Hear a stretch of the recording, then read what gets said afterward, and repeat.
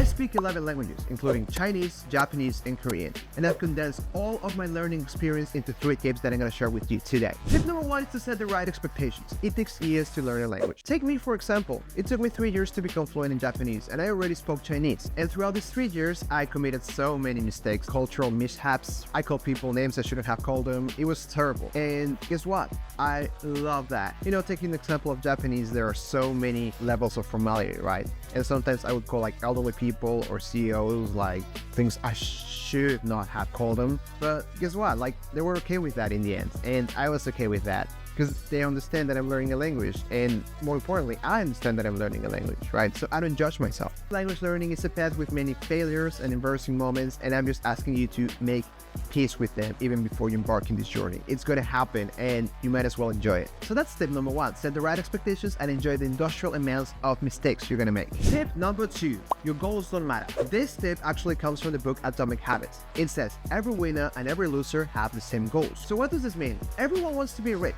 Everyone wants to have a six-pack. Everyone wants to speak 10 languages. So your goals don't make you unique. It is the activities you do that make you unique. So for example, if your goal is to become rich, you will not focus on becoming rich. You will focus on the actions that are going to make you rich. The same thing applies for language learning. If you want to become fluent in a foreign language, you don't want to focus on becoming fluent. You want to focus on the specific actionable stuff that will make you fluent. So every time a learner comes to me and says, "Hey Alec, I want to become fluent in X language in what amount of time?" I'm like, okay, so does everyone else. What are you gonna do to actually get there? And this is actually connected to tip number 3. Tip number 3, and probably the most important, consistency is everything. The sad truth is that most people can do the doing over and over again. You need to be able to do the doing without seeing the results of your doing for a long period of time. This is called delayed gratification, and this is something that most successful people in different fields have in common. The most successful people in language, business, sports, arts, everything, you name it, are really good at delaying gratification, aka eating shit for a long period of time in order to eat well when the time comes. Look,